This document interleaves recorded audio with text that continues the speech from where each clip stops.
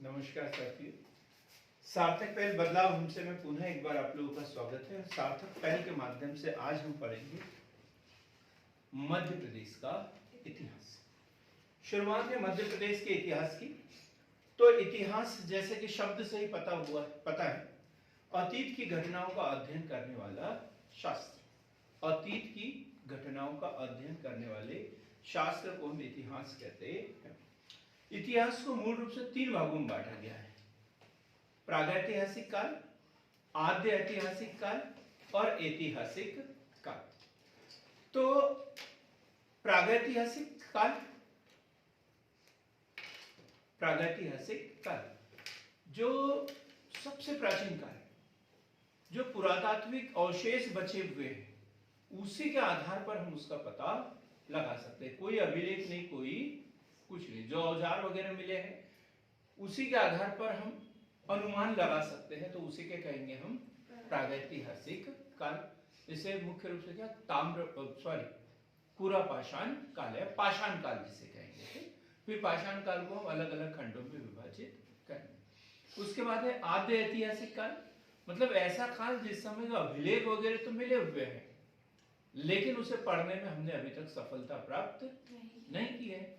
तो ऐसे इसको क्या कहेंगे हम, आद्य ऐतिहासिक काल। लिखे हुए अभिलेख हैं, चाहे शिलालेख हो, स्तंभ लेख हो, लेकिन हमने उसे पढ़ने में सफलता प्राप्त नहीं की है। तो वो कौन से है, आद्य ऐतिहासिक काल। और ऐतिहासिक काल मतलब जिनके अभिलेख भी हैं और जिनकी भाषा को हमने पढ़ना भी सीख लिया है, पढ़ते भी। तो ऐसे काल को क्या कहेंगे हम, ऐतिहासिक काल। तो हम बात कर रहे हैं पूरा पाषाण काल। पूरा पाषाण काल,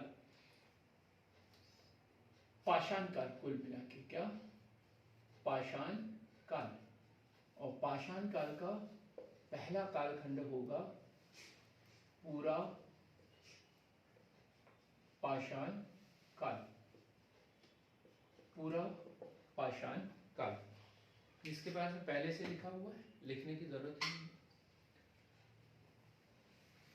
जीवन की उत्पत्ति कहां हुई है? जीवन की उत्पत्ति जल में हुई। जल में ही जीवन की उत्पत्ति होती है। आप पानी को ऐसे गंजे में रखो एक आध महीना, वहां पे कोई ना कोई काई, फिर काई के बाद में कीड़े, ऐसे कुछ ना कुछ उसमें जन्म लेना शुरू कर रहे। तो जीवन की उत्पत्ति जल में, या वहां पर होगी जहां जल है, नमी है। बिना नमी के जीवन की उत्पत्ति संभव ही नहीं। तो मध्य प्रदेश में पाषाणकालीन मानव विचरता था, इसके साक्ष्य पर्याप्त मात्रा में उपलब्ध है। पूरा पाषाण काल में जो औजार थे वो बिना बेट के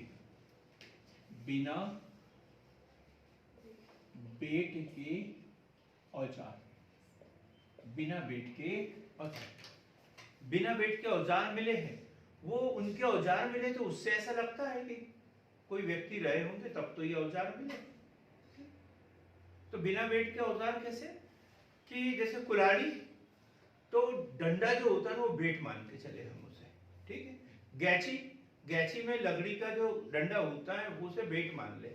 तो ये कैसे होते थे कि इसको कहीं डंडा लगाने की जरूरत नहीं है, सिर्फ हाथ में पकड़ना है, उसी का इस्तेमाल करना है। तो ऐसे औजार जो है मध्य प्रदेश में मिले बिना बेट के औजार, जिसमें हस्त कुठार प्रमुख। हस्त कुठार प्रमुख।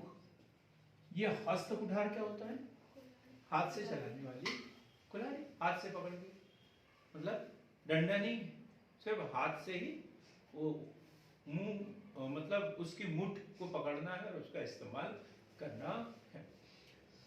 इसके अलावा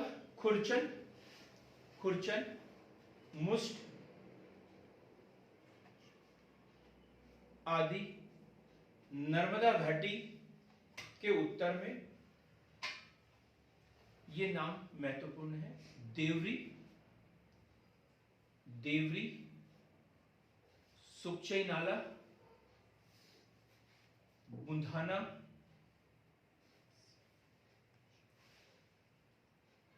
केन घाटी, संग्रामपुर,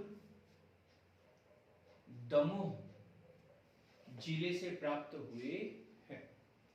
तो क्वेश्चन, कौन से औजार मिले हैं, कौन से औजार मिले हैं ये पता होना चाहिए। कौन से? बिना बेट वाले औजार, विशेष रूप से हस्त कुठार, खुरचनी, खुरचनी और क्या बताया, मुष्ट और मुष्ट।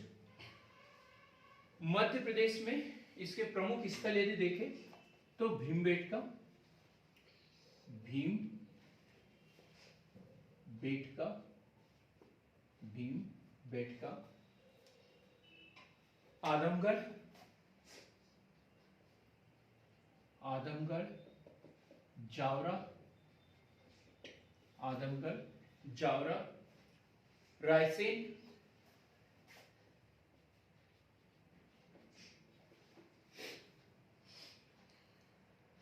पचमढ़ी,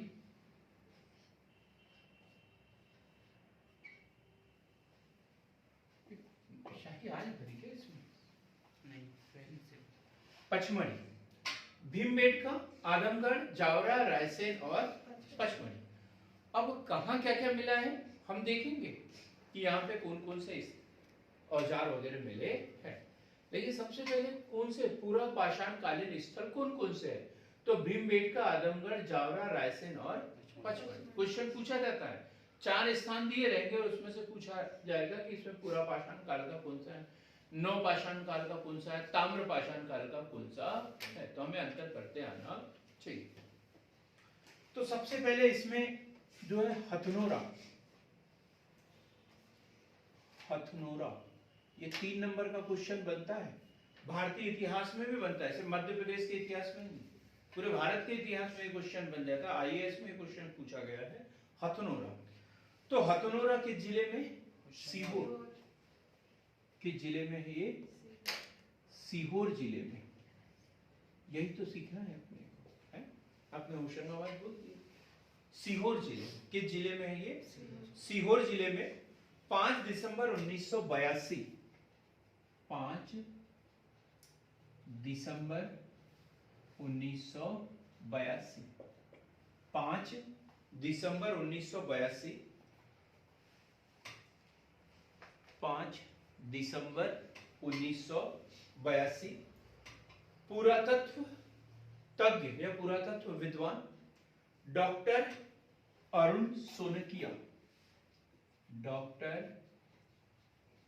अरुण सोनकिया, ये याद रखना है बराबर। हम बाद में लिखवा देंगे कि किसने कहां कहां पर जो खुदाई की है।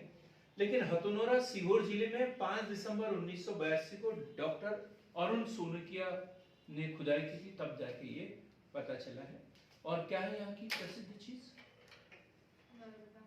नर्मदा मानव, मानव खोपड़ी, मानव खोपड़ी। क्या मिली है यहाँ पे? मानव खोपड़ी, और जिसका नाम रखा है नर्मदा मानव। क्या मिला है यहाँ पे? मानव खोपड़ी। और क्या बोला इसे? नर्मदा मानव, नर्मदा मानव के नाम का इसे नाम दिया गया है। क्या मिला है और यहाँ पर? विलुप्त हाथी, हाथी के अवशेष यहाँ पर मिले हैं। क्या बोला गया है इस हाथी को? स्टेगाडान, स्टेगाडान, स्टेगाडान। तो ये 2 चीज यहाँ पर मिली है। 3-4 चीजें हमें याद रखना है। हथनोरा सीहोर जिले में 1982 में डॉक्टर अरुण सोनकिया द्वारा यहाँ खुदाई की गई। मानव खोपड़ी मिली है, विलुप्त हाथी। मानव खोपड़ी का नाम नर्मदा मानव और विलुप्त हाथी का स्टेगाडान नाम दिया गया है। इसके बाद हम दूसरे नंबर पे पढ़ेंगे भीमबेटका, भीमबेटका। ये भी सबको पता है। भीमबेटका किस जिले में है सरिता? भीमबेटका रायसेन जिले में। किस जिले में है? रायसेन जिले में, रायसेन जिले में। रायसेन जिले में है। 1957 58 में किसने? वाकणकर, विष्णु विनायक वाकणकर द्वारा यहाँ पर खुदाई की गई। वाकणकर के द्वारा यहाँ खुदाई की गई। विष्णु श्रीधर वाकणकर, विष्णु श्रीधर वाकणकर द्वारा यहाँ खुदाई की गई। 1990 में इसे 1990 में इसे राष्ट्रीय महत्व का स्थल घोषित किया गया। राष्ट्रीय महत्व का स्थल घोषित किया गया। 1990 में इसे राष्ट्रीय महत्व का स्थल घोषित किया गया और जुलाई 2003 में ये पढ़ा हमने, जुलाई 2003 में विश्व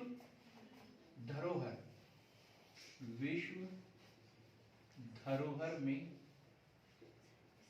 शामिल किया गया। ये क्वेश्चन बार बार बना है एग्जाम में। क्या है यहाँ पर? तो क्या है यहाँ पर? गुफाएं हैं, भित्ति चित्र है। एशिया में नहीं, पूरे विश्व में सबसे अधिक गुफाएं यहाँ पर है। पूरे एशिया में सबसे अधिक गुफाएं हैं। 600 शैलाश्रय यहाँ पर। कितने? 600 शैलाश्रय, पत्थरों की गुफाएं। वो भी मानव निर्मित नहीं। कैसी है ये? प्राकृतिक है। 600 में से 275 पर क्या है? चित्र बने हुए। काय के चित्र बने? जानवरों के, है? कुछ संकेत भी है, लेकिन हमने पढ़ नहीं पाए। रंग कैसा है? गेरुआ, सफेद और लाल। रंग जो है गेरुआ, सफेद और लाल। गेरुआ, सफेद और लाल। क्या क्या पढ़ा अपन ने? रायसेन जिले में पूरा पाषाणकालीन स्थल। इसकी खुदाई कब? 1957-58 में विष्णु श्रीधर वाकणकर के द्वारा। और भोपाल स्थित पुरातत्व स्थल द्वारा जो है 1990 में से राष्ट्रीय महत्व का स्थल घोषित किया गया। जुलाई 2003 में से विश्व धरोहर कौन शामिल करता है? यूनेस्को ने इसे विश्व धरोहर के रूप में शामिल किया गया। यहाँ 600 से अधिक शैल गुफाएं। शैल क्या शब्द बताया? शैलाश्रय, शैल गुफाएं, पत्थरों की गुफाएं 600 से अधिक है। और उसमें से जो है 275 शैलाश्रय चित्रों द्वारा सज्जित है। और जो चित्र है गेरुआ, लाल और सफेद। गेरुआ, लाल और सफेद। अब हम पढ़ेंगे पिपरिया।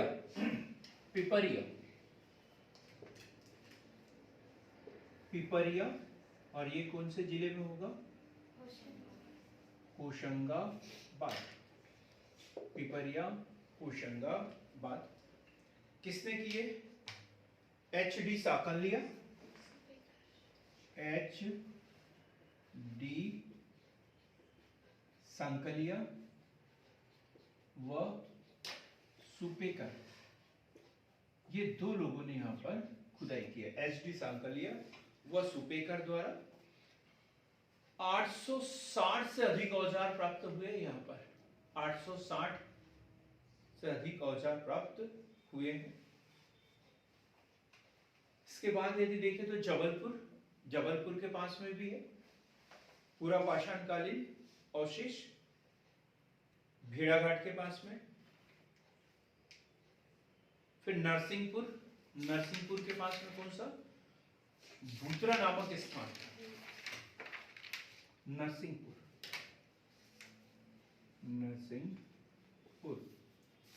भूतरा नामक स्थान से पूरा पाषाणकालीन अवशेष प्राप्त हुए हैं। अब देखो 3 नंबर का क्वेश्चन बनेगा इसमें या 5 नंबर का। 5 नंबर के लिए पर्याप्त डाटा हमने लिखवा दिया। 3 नंबर में बनेगा तो एक एक बनेगा। हथनोरा कहाँ है, भीमबेटका, पिपरिया, होशंगाबाद, एचडी सांकलिया, सुपेकर। सुपेकर के बारे में पूछ सकते हैं, सुपेकर है तो हम लिखेंगे कि इसने पूरा पाषाणकालीन स्थल पिपरिया में 560 से अधिक जो है औजार खोजे थे, ऐसा लिखना होता है हमें। जैसे स्टेगार्डन पूछ लिया जाएगा तो सीहोर जिले के हथनोरा में एक विलुप्त हाथी मिला है जिससे स्टेगार्डन के नाम से जाना गया, और इसकी जो खुदाई है 5 दिसंबर 1982 को डॉक्टर अरुण सोलंकिया द्वारा की गई। ऐसे क्वेश्चन आंसर ये दोनों फॉर्मेट हमें पता होना चाहिए कि इससे कैसे क्वेश्चन बन सकता है। अब हम पढ़ेंगे मध्य पाषाण काल। मध्य पाषाण काल, पूरा पाषाण काल के 2 महत्वपूर्ण स्थल कौन से हैं? हेमलता, सबसे महत्वपूर्ण 2 स्थल पूरा पाषाण काल के। हाँ, और भीमबेटका, बहुत बढ़िया। भीमबेटका और हथनोरा, भीमबेटका और हथनोरा। अब हम देखते हैं मध्य पाषाण काल। मध्य पाषाण काल,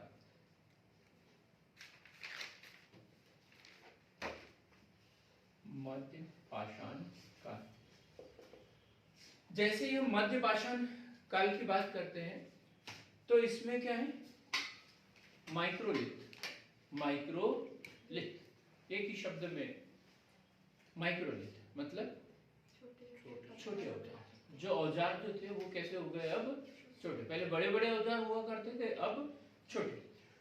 तो इस युग के औजारों में, इस युग के औजारों में लघु परकता, क्या लघु परकता, या क्या बोलते हैं इसे, माइक्रोलिथ, लघु परकता।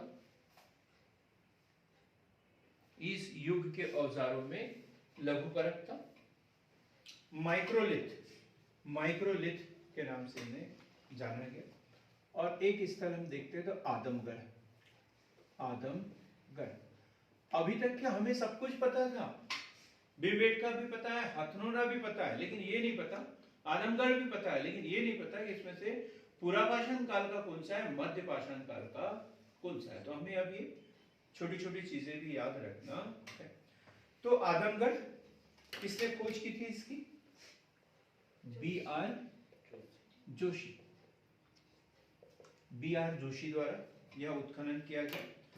और 25,000 लघु पाषाण उपकरण व शैलाश्रय, कितने 25,000 लघु पाषाण एवं लघु पाषाण उपकरण एवं शैलाश्रय यहाँ पर मिले हैं। किस जिले में? आदमगढ़, होशंगाबाद जिले में। आदमगढ़ किस जिले में? होशंगाबाद जिले में। पशुपालन के साक्ष्य यहां पर मिले हैं। ये महत्वपूर्ण क्वेश्चन बनता है यहां पे। पशुपालन के साक्ष्य मिले हैं, पशुपालन के साक्ष्य मिले हैं। साथ ही क्या मिला है यहाँ पर? मनुष्य के साथ कुत्ते के दफनाए जाने का साक्षी। कितनी बार हिस्ट्री में क्वेश्चन पूछा गया, कितने के एग्जाम में ये क्वेश्चन पूछ लिया गया होगा। तो मनुष्य के साथ कुत्ते के दफनाए जाने का साक्ष्य या प्रमाण कहाँ मिला है? आदमगढ़ में मिला है। और सबसे पहले पशुपालन का साक्ष्य भी कहां पर मिला है? आदमगढ़। अब हम पढ़ेंगे बाघ की गुफाएं। बाघ, बाघ की गुफाएं, बाघ की गुफाएं कहां पर स्थित है? धार जिले में। धार जिले में किस नदी के तट पर? बाघिन नदी के तट पर। और यहाँ पर भी जो प्राचीन जो औजार यहाँ पर मिले हुए हैं। अब हम बात करेंगे नवपाषाण काल। नवपाषाण काल, अब क्वेश्चन आ गया पाषाण काल क्या है? तो क्या बताते हैं? पत्थरों के औजार, पत्थरों के घर, पत्थरों का मानव जीवन में महत्वपूर्ण योगदान। तो ऐसे काल को पाषाण काल 3 भागों में बांटा गया है। पूरा पाषाण काल, मध्य पाषाण काल और नव पाषाण काल। तो अब क्या मध्य पाषाण काल के बाद नव पाषाण काल क्या है? इस काल की, नव पाषाण काल की अग्नि का प्रयोग सबसे महत्वपूर्ण घटना। क्या? अग्नि का प्रयोग। ये क्वेश्चन भी पूछा जाता है। अग्नि का प्रयोग किस काल में हुआ? नव पाषाण काल। अग्नि का प्रयोग नव पाषाण काल। अभी तक जो है औजार वगैरह तो सब कुछ बनाए उन्होंने, लेकिन अग्नि का प्रयोग नहीं हुआ था। अग्नि का प्रयोग करना सीखा नहीं था। ठीक। अब हुआ क्या? एक दिन जंगल में आग लगी और कोई जानवर उसमें जल गया। ठीक। अब दो, उस दिन या उसके दूसरे दिन, तीसरे दिन जो है ये भैया गए घूमने के लिए, इनको कुछ मिला ही नहीं, कुछ भी नहीं मिला। अब क्या करेगा भूखा आदमी? तो जो जला हुआ था उसी को खाने लग गई है। इनको तो मजा आ गया, इनको मजा आ गया। तो फिर अब क्या करते थे? कहीं पे भी ऐसे आग लगती थी तो ऐसे जानवरों को डाल देते थे और फिर उसको निकाल के खाते थे। फिर धीरे धीरे अब उन्होंने सोचा था ये आग, फिर देखा कि पत्थर से पत्थर गिरे तो वो आग लगने लग गई, ये वो। तो धीरे धीरे उन्होंने आग अब लगाना शुरू कर दिया। पहले अपने घरों में, फिर दूसरों के घरों में आग लगाना फिर शुरू कर दिया। तो क्या? अग्नि का प्रयोग। नव पाषाण काल की प्रमुख घटना जो है अग्नि का प्रयोग। खाद्यान्न उत्पादन, खाद्यान्न उत्पादन। अब उन्होंने कृषि करना भी सीख लिया। नव पाषाण काल में क्या किया उन्होंने? कृषि करना सीख लिया। पशुओं के उपयोग की जानकारी, पहले तो सिर्फ कुत्ता पालते थे, अब बैल किस काम में आता है, घोड़ा किस काम में, ये सारी बातें धीरे धीरे उनका भी, कौन सा जानवर किस काम में हम ले सकते हैं ये जानकारी उनको होने लग गई। पशुओं के उपयोग की जानकारी और स्थिर ग्राम्य जीवन। स्थिर ग्राम्य जीवन अभी तक जो था पूरा पाषाण काल और मध्य पाषाण काल में बराबर घुमक्कड़ जीवन वो जी रहा था। और अब क्या हो गया? अब कृषि करना उसने सीख लिया। वही ऐसा तो है नहीं कि आज बीज डाल दिए, दोपहर तक उग गए, शाम को फसल काटी और चले वहां से, ऐसा तो होता नहीं। तो उसके लिए तो आसपास रहना पड़ेगा 2-4 महीने के लिए। तो अब धीरे धीरे क्या हुआ, उन्होंने एक जगह रहना सीख लिया। तो खाद्यान्न उत्पादन या कृषि के साथ ही स्थिर ग्राम्य जीवन की जो कल्पना है वो साकार हो गई। कुंभकारी, कुंभकारी, कुंभकारी, कुंभकारी का पहिए का आविष्कार, पहिए का आविष्कार है ना। बहुत बहुत बड़ा आविष्कार है ये पहिए का आविष्कार। जैसे अग्नि वैसा पहिया। क्या महत्व है पहिए का प्रियंका? पहिए का क्या महत्व है?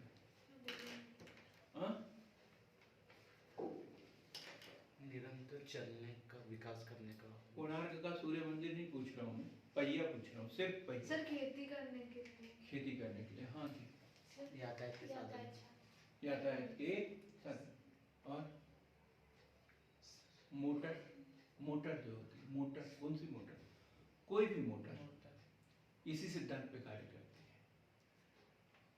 है। मोटर चलेगी, पहिया होगा तो ही काम होगा, नहीं तो नहीं होगा। चाहे चक्की की बात करें, पहिया है, इंजन पहिया है, फैन इसमें भी पहिया है। मतलब इसके बगैर कोई मोटर बनती ही नहीं है। और हम तो पहिए को सिर्फ खेतीबाड़ी का पहिया ही समझते जा रहे थे, इसके बगैर तो कुछ नहीं। जो लिफ्ट होती है ना, लिफ्ट, उसमें भी पहिया होता है, उसी के ऊपर वो वायर ऊपर नीचे होता है। बिना मोटर के तो कुछ हो ही नहीं सकता। इतना बेसिक आविष्कार है जिसकी हमें जरूरत है। तो क्या? कुंभकारी, कुंभकारी। अब प्रमुख स्थलों में यदि देखें तो भोपाल स्थित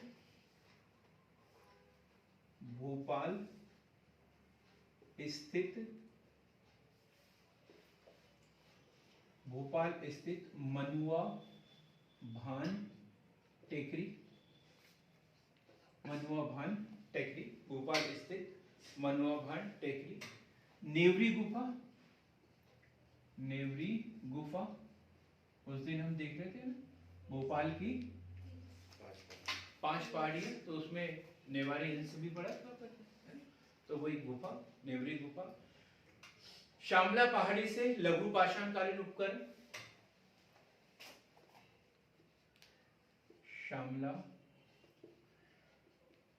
पहाड़ी से लघु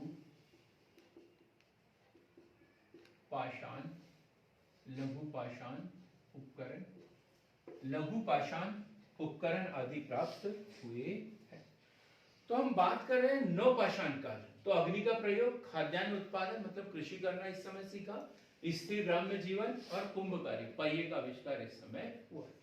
भोपाल स्थित मनुआ भान टेकरी, नेवरी गुफा, श्यामला हिल्स पर इसके अवशेष मिले हुए हैं। इस युग के औजारों में शल्क, इस युग के औजारों में शल्क कोड,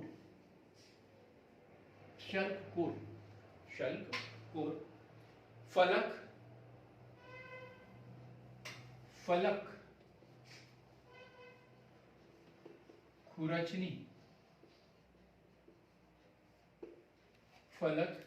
खुरचनी, बेधनी,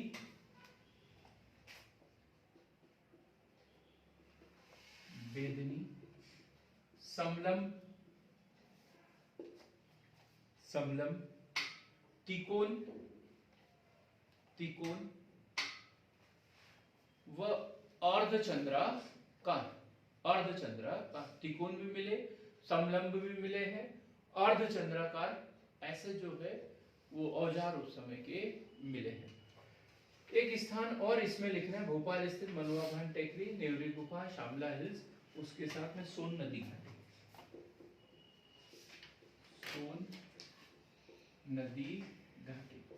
सोन नदी घाटी में भी नवपाषाण कालीन स्थल मिले हुए हैं।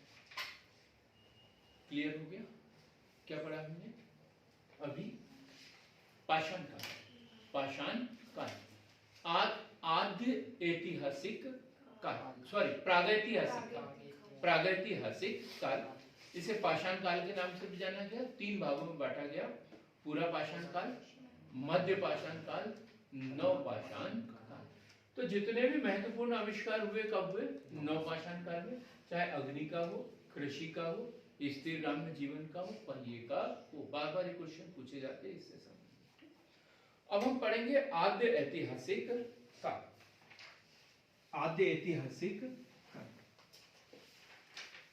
क्या होता है आद्य ऐतिहासिक काल?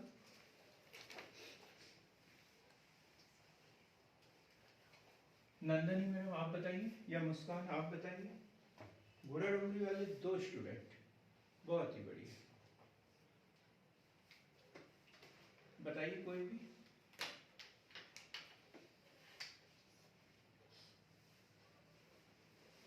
आद्य ऐतिहासिक काल, कम से कम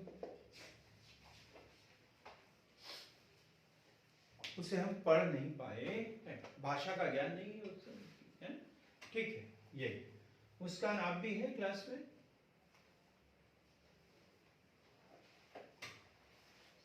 हेलो, नहीं है, अच्छा ठीक, कोई बात नहीं।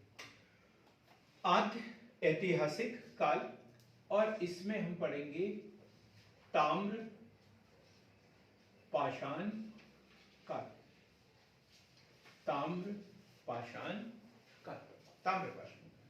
आद्य ऐतिहासिक काल। लेकिन तांबा नामक धातु का बहुत अधिक उपयोग हुआ था, इसलिए इसे क्या कहते हैं? ताम्र पाषाण काल भी कहते हैं। पत्थरों का उपयोग होता था और दूसरा तांबा नामक धातु का उपयोग होता था। जैसे सिंधु घाटी की सभ्यता देखें, तो सिंधु घाटी की सभ्यता में पीली धातु और ये ऐसी कोई धातु ही मिली है उस समय। ठीक, सरल से क्वेश्चन बनता है, सबसे पहले मनुष्य ने किस धातु का उपयोग किया? तांबा। तांबा। सबसे पहले किस धातु का उपयोग किया है? तांबा। उसमें लोहा लिखा रहता है, 90% लोग कंफ्यूज हो जाते हैं, फेल हो जाते हैं। सिंधु घाटी सभ्यता के लोग किस धातु से अनभिज्ञ थे? लोहे से। और वो सभ्यता कौन सी थी? कांस्य युगीन सभ्यता इसके बाद की थी। तांबा, तांबे के बाद क्या बनाया? कांस्य। ठीक, तो हम बात कर रहे हैं ताम्र पाषाण काल। धातुओं में सबसे अधिक धातुओं में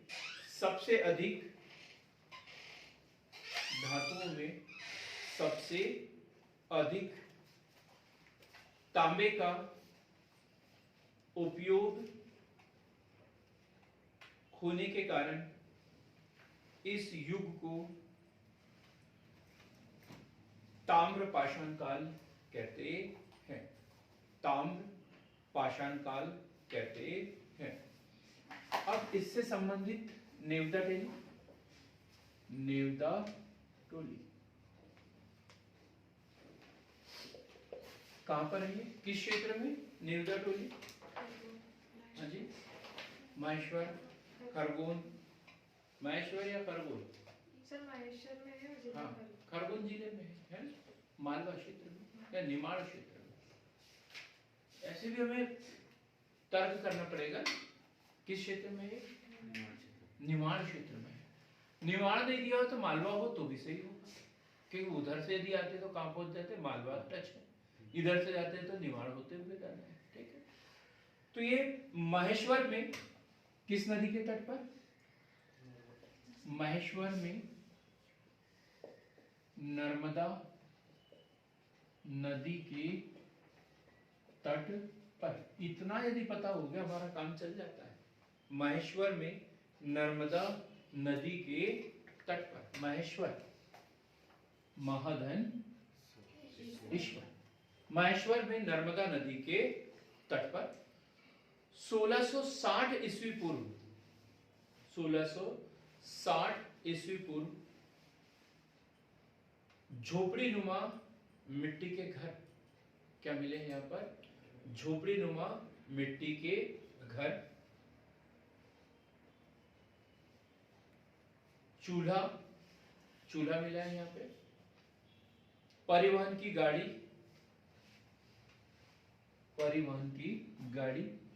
और क्या मिले हैं यहाँ पर? काले लाल मृद भांड। कभी कभी इतना सा क्वेश्चन पूछ लिया, मृद भांड क्या है? मृद भांड, प्रफुल्ल को पता है मृद भांड? मिट्टी के बर्तन। अरे वाह, क्या बात है। मृद भांड मिट्टी के बर्तन, मटके, मिट्टी के बर्तन, सब कुछ मिट्टी का है। गिलास, लोटा, थाली, खाना खाने की सब कुछ। हमने भी देखा है, हमने भी खाना खाया है मिट्टी के इसमें। तवा तो अभी भी मिलता है, वो शौक से मिलता है, लेकिन वो जरूरत का तवा तो पहले मिलता था, है ना?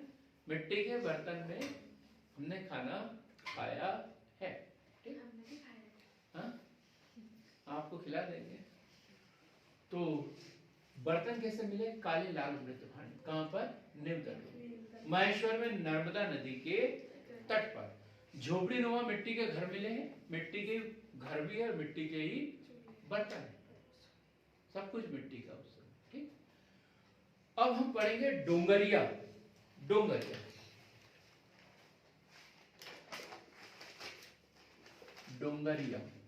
और ये कहां पर? बालाघाट वाला डोंगरिया की बात करें। डोंगरिया, बालाघाट। 1970 में यहाँ खुदाई में मिला है। 1970 में ये क्वेश्चन भी पूछा है पीएससी ने। 1970 में 424 तांबे के उपकरण, 424 तांबे के उपकरण, 424 तांबे के उपकरण और 102 क्या मिले हैं? चांदी के उपकरण। उपकरण मतलब बर्तन वगैरह। तो 424 तांबे के और 102 चांदी के उपकरण आभूषण आदि मिले हैं। आभूषण भी बोल सकते हैं। ठीक। तो नेवदर हम क्या पढ़ रहे हैं? ताम्रपाषाण काल या आद्य ऐतिहासिक काल। आद्य ऐतिहासिक काल पूछे तो भी हमें उदाहरण देना पड़ेगा, ताम्रपाषाण काल पूछे तो भी ये उदाहरण देना पड़ेगा, और ये नेवदर टोली पूछे तो भी ताम्रपाषाण काल आद्य ऐतिहासिक काल का वर्णन करना ही पड़ेगा। है? यदि इतना सा लिखा नेवदर टोली महेश्वर में नर्मदा नदी के तट पर काले लाल मृदुभांड यहाँ मिले, तो हमें 3 नंबर नहीं मिलेंगे। 3 नंबर तब मिलेंगे जब हम लिखेंगे महेश्वर में नर्मदा नदी के तट पर प्राप्त ताम्रपाषाण कालीन स्थल, तो हमें पूरे 3 नंबर मिलेंगे। आपके समझ में आ रहा है? हाथ नीचे करो, बड़ी गरीब आदमी लगते हैं। अब हम पढ़ेंगे कायथा। क्या? कायथा। कहां पर है ये कायथा? कायथा, हाँ ये मुझे याद नहीं। कैसे बोलते हैं? फिर से बोल रहे हैं, मुंह खोल के भी बोल सकते हैं। हाँ, उज्जैन। कहां पर है ये? उज्जैन। कायथा। ये क्वेश्चन पूछा गया एग्जाम। कायथा, उज्जैन काली सिंध नदी के तट पर, काली सिंध नदी के तट पर वराह मिहिर की जन्मभूमि। क्या ये? कायथा वराह मिहिर की, वराह मिहिर की जन्मभूमि किस नदी के तट पर बताया? काली सिंध नदी के तट पर, काली सिंध नदी के तट पर उज्जैन में। क्या है यहां पर विशेष रूप से? छैनी, कुल्हाड़िया, छैनी कुल्हाड़िया मिली है, और 1964 में वाकणकर द्वारा खुदाई की गई थी। 1964 वाकणकर द्वारा खुदाई की गई है। अन्य स्थलों में देखें तो आवरा, एक दिन शांतनु जी ने बताया था इसका। आवरा कहां पर बताया था मैंने? मंदसौर। आवरा, मंदसौर। और यदि हम देखें तो डांगवाला, डांगवाला ये कहां पर है? उज्जैन। डांगवाला उज्जैन। बेसनगर विदिशा। बेसनगर क्यों कहते हैं इसे, आप बताएं? कृष्णकांत के बेसनगर। चारों चौराहे मतलब, वो तो विदिशा बोलते हैं। बेसनगर बेस नदी के तट पर होने के कारण बेसनगर है। वहां 2 नदियों का संगम, एक बेतवा और दूसरी बेस। क्लियर हो गया? आवरा एक स्थल है, इसमें एरन, एरन ये तो इतिहास में है ही महत्वपूर्ण। एरन है? तो एरन कृष्णदत्त वाजपेयी के निर्देशन में यहां खुदाई हुई थी। कृष्णदत्त वाजपेयी के निर्देशन में। सती प्रथा के प्रथम साक्ष्य यहां पर मिले हुए हैं। ये तो कई बार पढ़ते हैं। सती प्रथा के प्रथम साक्ष्य कहां मिले हैं? एरन में मिले। एरन अभिलेख काय से संबंधित है ये? गुप्तकालीन। और कौन सा गुप्त? भानुगुप्त। और भानुगुप्त का कुल मंत्री है ना? क्या गोपीनाथ? गोपराज। गोपराज। उसकी डेथ हो गई थी, मृत्यु हो गई थी, तो उसकी पत्नी को सती किया जाने का साक्ष्य यहाँ पर मिलता है। भानुगुप्त याद रखना है। एरन अभिलेख किससे संबंधित है? भानुगुप्त से संबंधित है। 5वीं शताब्दी का अभिलेख है। 5वीं शताब्दी का भानुगुप्त का अभिलेख यहाँ पर है। एरन। एक है खेड़ी। प्रफुल्ल खुश हो गए, मेरे गांव के पास में है, नाम आ गया उसका, खेड़ी नामा। कहां पर है ये? होशंगाबाद। सर हाँ जी। ये आगरा एक आगरिया करके होशंगाबाद में भी है ना, वो हाँ। भी इतिहास से वो थोड़ा सा बताइए ना। बताएंगे उसको भी। ठीक, ये आवरा मंदसौर की बात कर रहे हैं। एक के बाद एक आएगा इसमें, पूरे जितने भी ऐतिहासिक स्थल है पूरा आएगा उसमें। ठीक? अब मध्य प्रदेश से संबंधित प्रमुख पुरातत्वविद एक सूची बनाई है हमने, उसको भी नोट कर लेते हैं। तो सबसे पहले नर्मदा घाटी। नर्मदा घाटी, नर्मदा घाटी सर्वेक्षण किसने किसने किया है, ताकि आपको सुविधा हो जाए।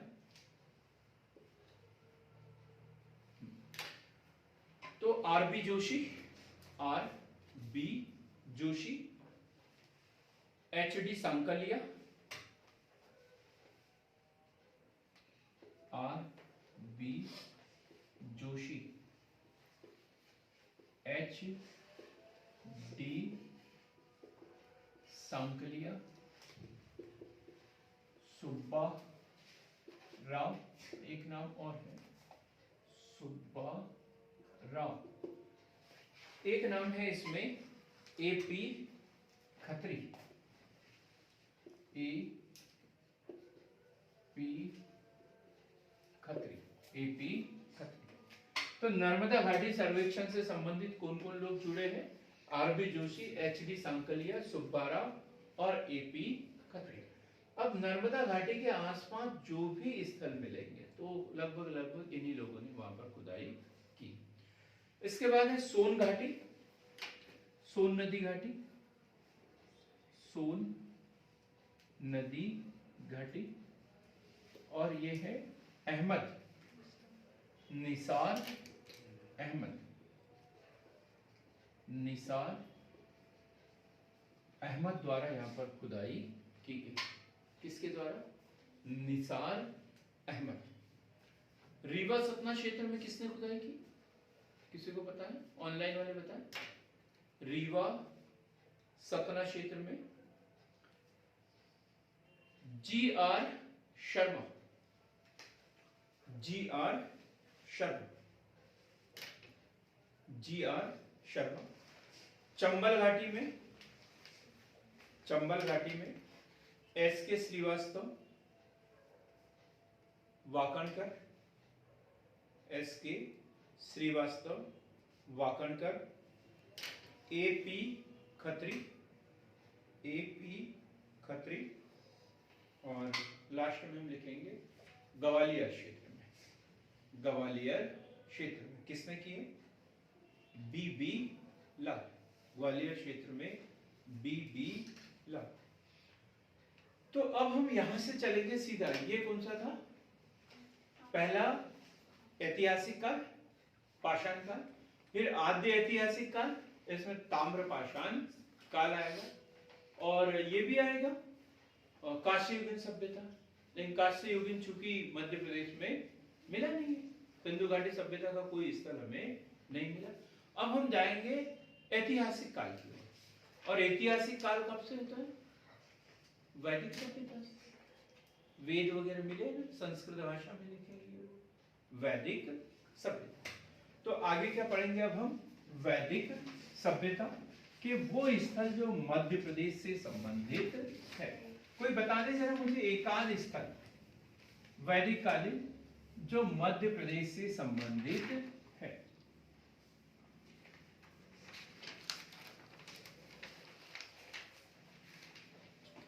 वैदिक सभ्यता।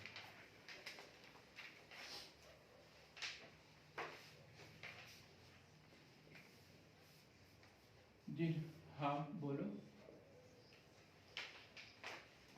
कारुष वंश की स्थापना हुई थी। ठीक ठीक, बहुत बढ़िया। वैदिक सभ्यता। रजनी, आर्यों का आगमन कब हुआ भारत में? नहीं पता?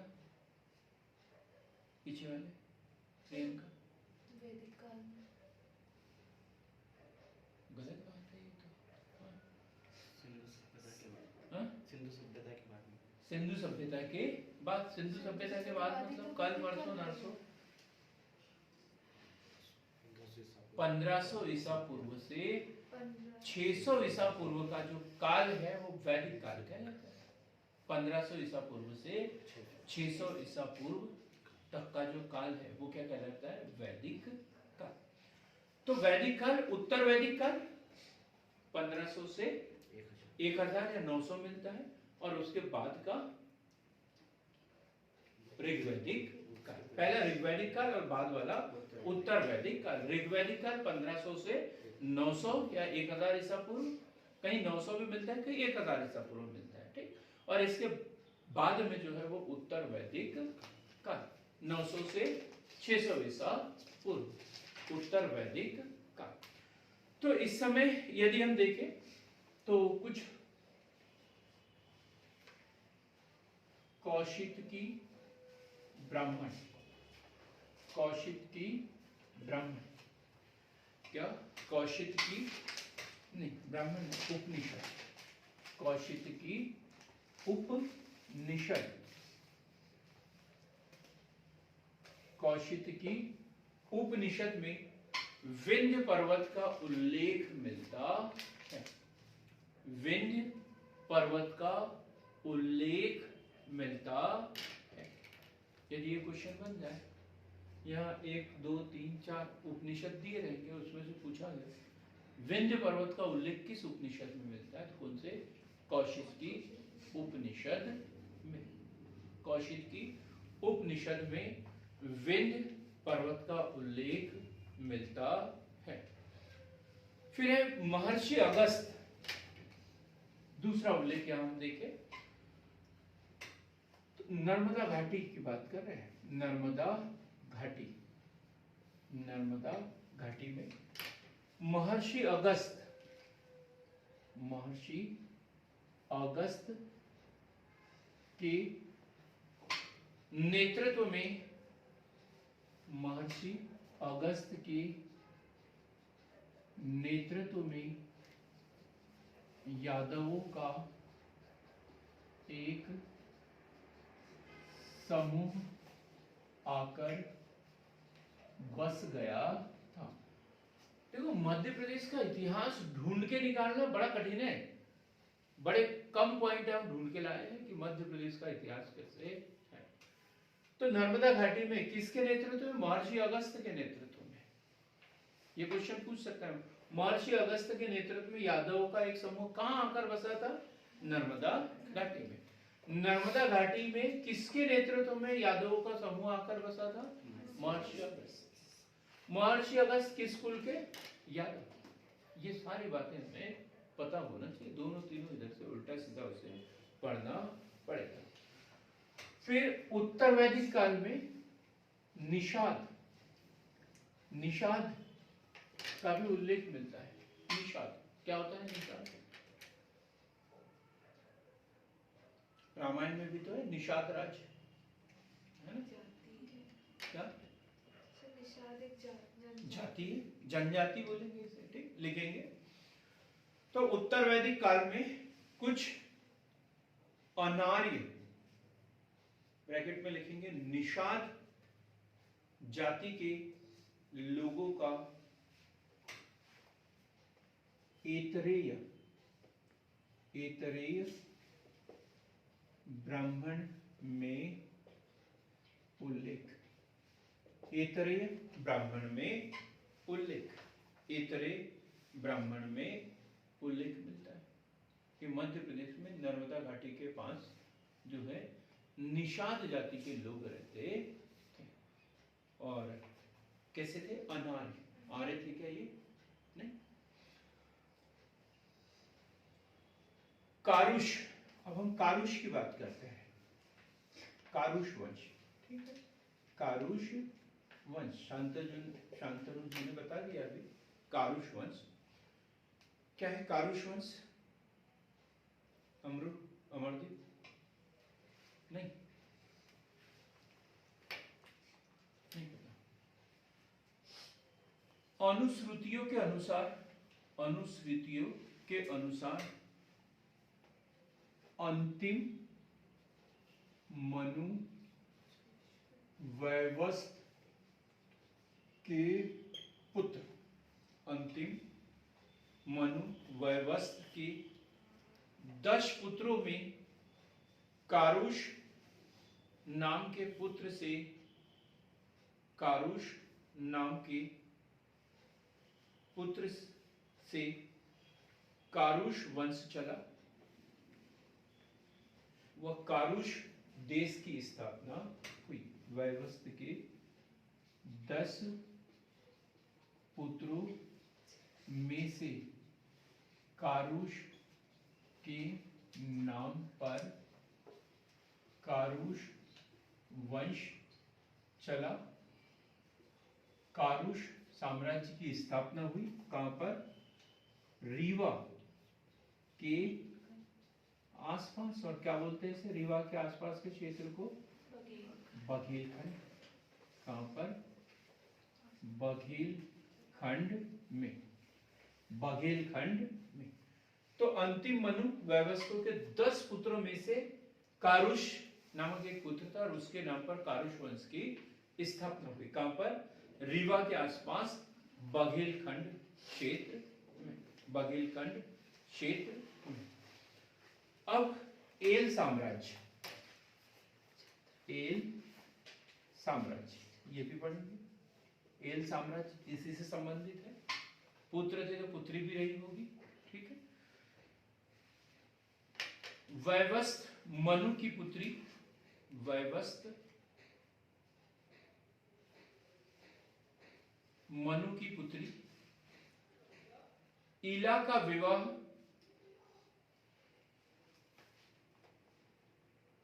सोम से हुआ। सोम से हुआ। इससे चंद्रवंश की स्थापना हुई। चंद्रवंश की स्थापना हुई। वह एल साम्राज्य, एल साम्राज्य का विस्तार कहां पर? बुंदेलखंड में। इसे क्या बोलेंगे हम? एल साम्राज्य चंद्रवंश। चंद्रवंश मतलब ये जो अंतिम मनु वैवस्त्र की पुत्री इला है, इसका विवाह किससे हुआ? सोम से हुआ। सोम किस वंश का था? चंद्रवंश का था। तो इस तरीके से ये जो वंश है एल साम्राज्य का विस्तार कहां पर हो गया? बुंदेलखंड तक हो गया। पहले बघेलखंड और कहां तक? बुंदेलखंड तक। अब हम पढ़ेंगे यादव वंश। एक यादव वंश भी मिलेगा। यादव वंश किसी को पता है? यादव वंश। यादव वंश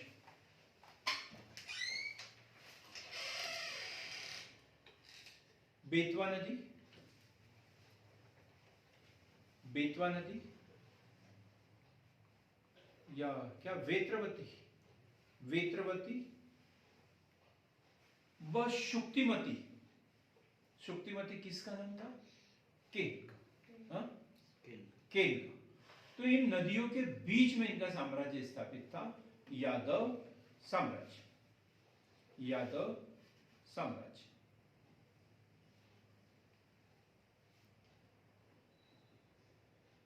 इसके बाद है माहिष्मत वंश।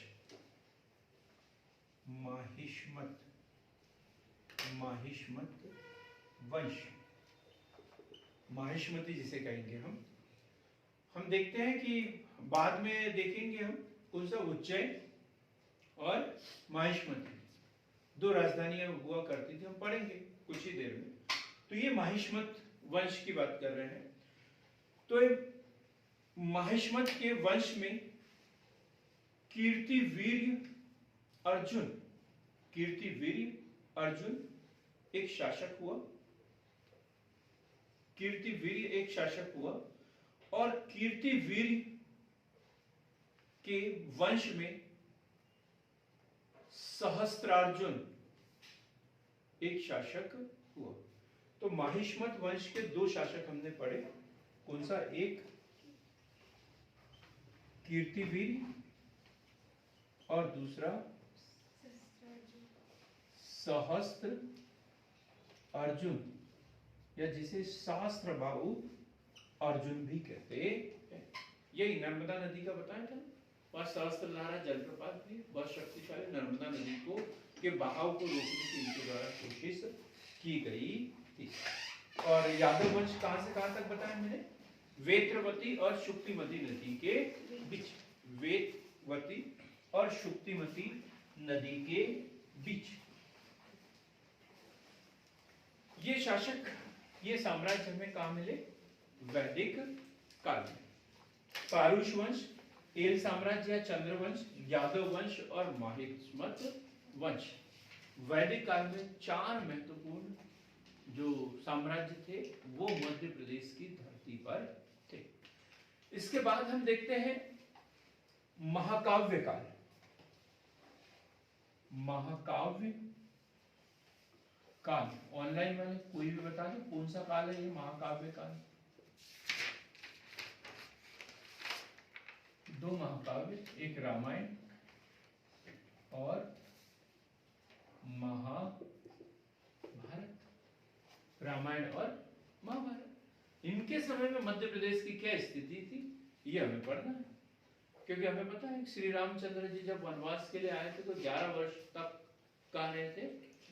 चित्रकूट में रहे, मध्य प्रदेश में रहे, मध्य प्रदेश और उत्तर प्रदेश की सीमा पर। तो कुछ तो है, मतलब मध्य प्रदेश से संबंध है, मध्य प्रदेश से संबंध है। तो लिखेंगे रामायण में उपलब्ध कथा से ज्ञात होता है कि राम ने अपना अधिकांश समय दंडक वन में बिताया, दंडक वन में बिताया, दंडकारण्य। ठीक। फिर इनके बाद श्री राम का पुत्र कौन सा? कुश। श्री राम के पुत्र कुश द्वारा दक्षिण कौशल या छत्तीसगढ़ में राज किया। दक्षिणी कौशल, छत्तीसगढ़ के राजा बने। उसी प्रकार शत्रुघाती किसका पुत्र था? शत्रुघाती शत्रुघ्न का पुत्र था शत्रुघाती, और वो कहां शासन करता था? विदिशा। लिखेंगे शत्रुघ्न के पुत्र शत्रुघाती ने विदिशा पर शासन किया, और राजधानी क्या थी उसकी? कुशावती। कुशावती को अपनी राजधानी बनाया।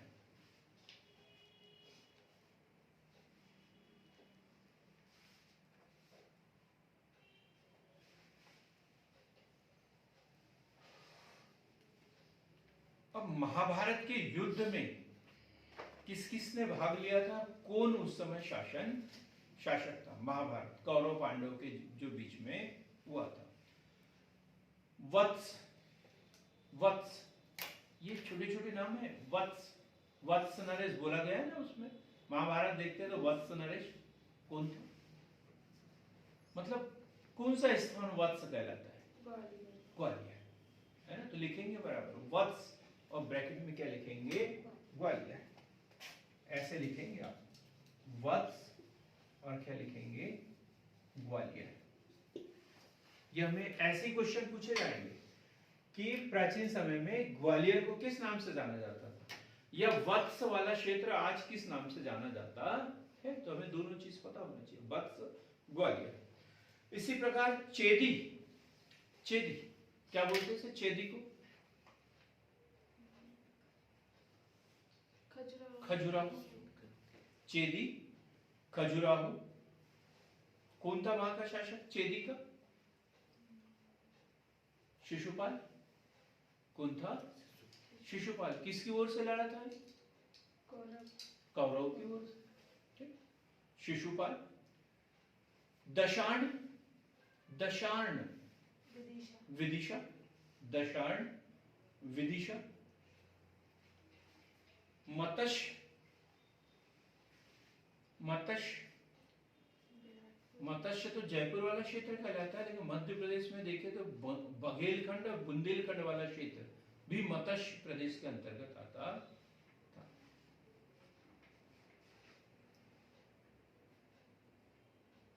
इसी प्रकार माहिष्मती के नील, माहिष्मती के नील,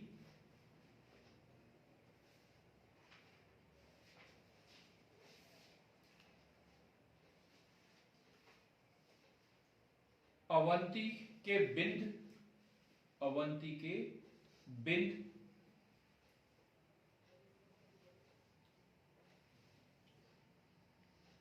निषाद जाति, निषाद। तो ये प्रमुख वर्णन मिलता है कि इन लोगों ने महाभारत के युद्ध में भाग लिया था। और कहां से संबंधित थे ये? मध्य प्रदेश से संबंधित थे। एक बार और देखिए, वत्स ग्वालियर, चेदी खजुराहो, दशान विदिशा, मत्स्य प्रदेश बघेलखंड बुंदेलखंड, अवंती के बिंद, विदर्भ, निषाद, इन लोगों ने।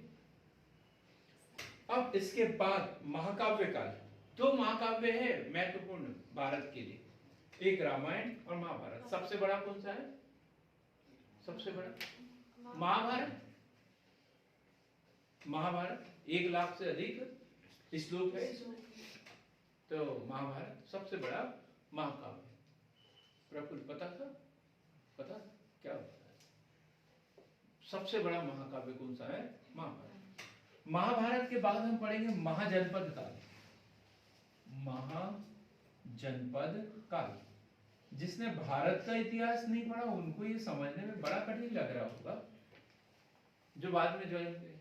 जिन्होंने पहले से मेरे से महाभारत का इतिहास पढ़ लिया, भारत का इतिहास पढ़ लिया, उनको कठिन नहीं लगेगा ये महाजनपद काल। कौन से ग्रंथ में उल्लेख मिलता है महाजनपदों का? अंगुत्तर निकाय, खुद्दक निकाय, जैन धर्म के भगवती सूत्र। 16 महाजनपद। कितने महाजनपदों का उल्लेख मिलता है? 16।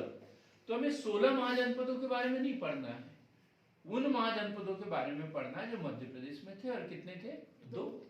मध्य प्रदेश में 2 महाजनपद थे। एक है चेदी, एक कौन सा? चेदी, और दूसरा अवंती। दूसरा अवंती। एक चेदी और दूसरा अवंती। चेदी किस प्रदेश में होगा? खजुराहो तो नाम था उसका। बुंदेलखंड। चेदी किस? बुंदेलखंड क्षेत्र में। राजधानी क्या थी इसकी? चेदी की? सुक्तिमती या सोत्थिवती है? सुक्तिमती या सोक्तिवती। सोक्तिवती। कौन था यहाँ का राजा? शिशुपाल। शिशुपाल। शिशुपाल यहाँ का शासक था। शिशुपाल यहाँ का शासक था। शिशुपाल वो अलग है जो महाकाव्य काल में था। रे शिशुपाल अलग है। ठीक, तो हम ये इसकी बात कर रहे हैं। शिशुपाल यहाँ का राजा था। और किसने इसे मगध साम्राज्य में मिलाया था? ये क्वेश्चन यहां पर बनता है। किसने मिलाया था मगध साम्राज्य में? बताओ, ऑनलाइन वाले बता दें, किसने मिलाया था इसे? नंदी वर्धन। नंदी वर्धन को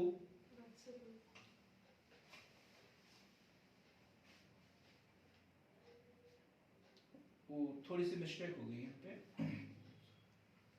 नंदीवर्धन जो है इस वंश का अंतिम शासक था। ठीक, लिखेंगे इसे, ठीक करके लिखेंगे। नंदीवर्धन इस वंश का अंतिम शासक था और शिशुनाग से पराजित होने पर उसे मगध साम्राज्य में मिला लिया गया या विलय कर लिया गया। अब हम पढ़ेंगे अवंती। अवंती ये क्लियर हो गया। चेदी बुंदेलखंड में राजधानी, सोक्तिवती या सुक्तिमती, शिशुपाल यहाँ का शासक था। और बाद में शिशुनाग, नाग वंश के शिशुनाग ने इसे मगध साम्राज्य में विलय कर दिया। शिशुनाग वंश ही कहलाएगा, इसके नाम से वो शिशुनाग वंश ही कहलाता है। ठीक। अब हम पढ़ेंगे अवंती। और एक ही क्षेत्र में था अवंती, जैसे हमने पढ़ा चेदी बुंदेलखंड में था, अवंती किस क्षेत्र में रहा होगा? मालवा प्लस मालवा, बस मालवा। क्या? मालवा क्षेत्र, मालवा में। और दो राजधानियां थी इसकी, उत्तरी और दक्षिणी। उत्तरी और दक्षिणी। उत्तरी राजधानी उज्जैन और दक्षिणी राजधानी महिष्मती। दक्षिणी राजधानी महिष्मती।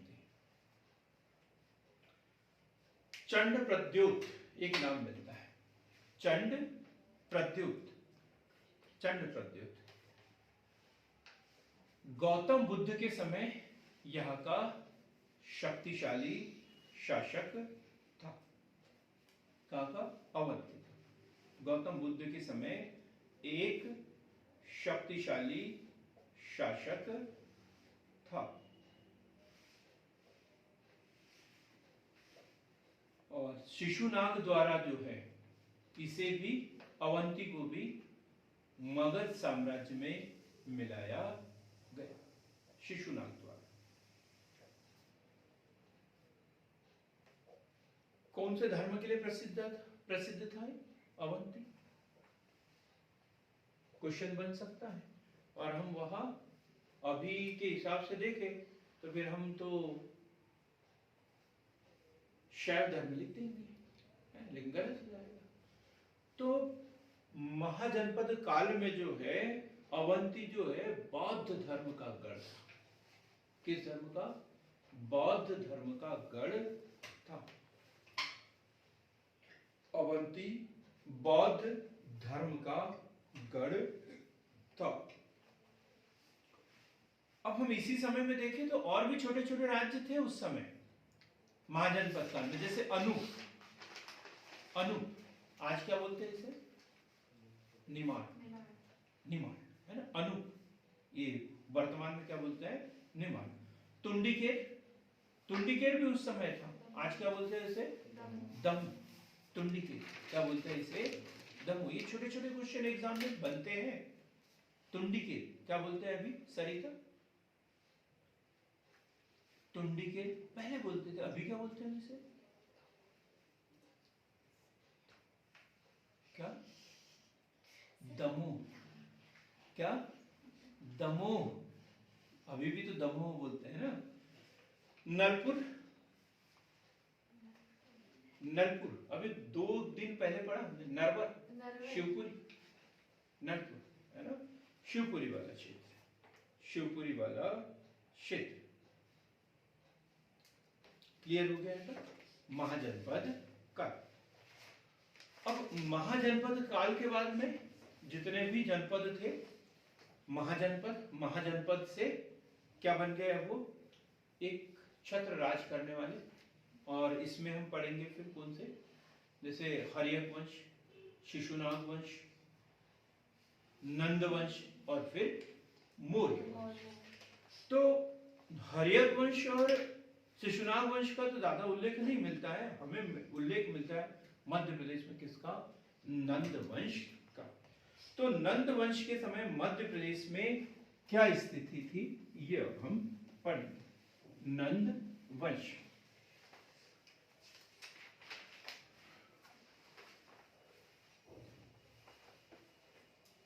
नंद वंश। प्रिया आप बताइए, ये तुंडिकेर किसे कहते थे?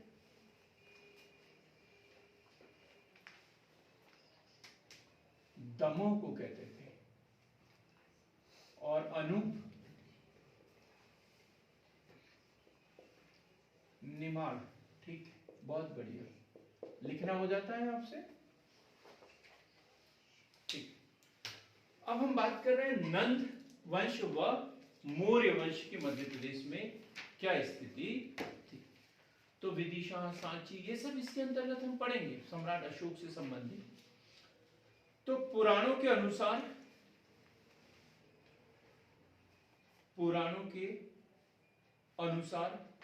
नंद वंश का संस्थापक पुराणों के अनुसार नंद वंश का संस्थापक कौन था? नंद वंश का संस्थापक महापद्म नहीं, घनानंद तो अंतिम घनानंद था। और शुरुआत का कौन था? महापद्म नंद। महापद्म नंद कौन सा शासक था? ये शूद्र शासक था। शूद्र शासक था। पुराणों में और महापद्मनंद को क्या बोला गया? ये क्वेश्चन बार बार पूछा गया एग्जाम में। पुराणों में महापद्मनंद को क्या बोला गया? शांतनु जी क्या बोला गया? सर्व शत्रांतक। हाँ, सर्व शत्रांतक व द्वितीय भार्गव भी से कहा गया। क्या कहा गया है? भार्गव का है। भार्गव क्या कहा गया है? भार्गव द्वितीय, इन्हें भार्गव कहा गया है। क्या कहा गया है? भार्गव या द्वितीय परशुराम। द्वितीय परशुराम भी इन्हें कहा गया है। परशुराम का अवतार भी बोलते हैं। ठीक। तो पुराणों में महापद्मनंद को सर्व शत्रांतक, भार्गव व दूसरे परशुराम का अवतार है, परशुराम का अवतार भी इन्हें कहा गया है। कौन सी उपाधि थी इनकी? एक राट, एक छत्र, एक राट एक छत्र की इनकी उपाधि थी। एक राट एक छत्र की उपाधि इनकी थी। किसके समकालीन था? इसके बाद घनानंद की बात करेंगे हम। घनानंद नंद वंश का अंतिम शासक। और किसके समकालीन था?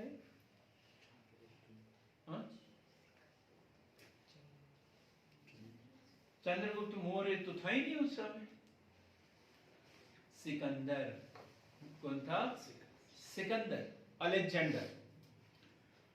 तो घनानंद सिकंदर का समकालीन था। घनानंद सिकंदर का समकालीन था।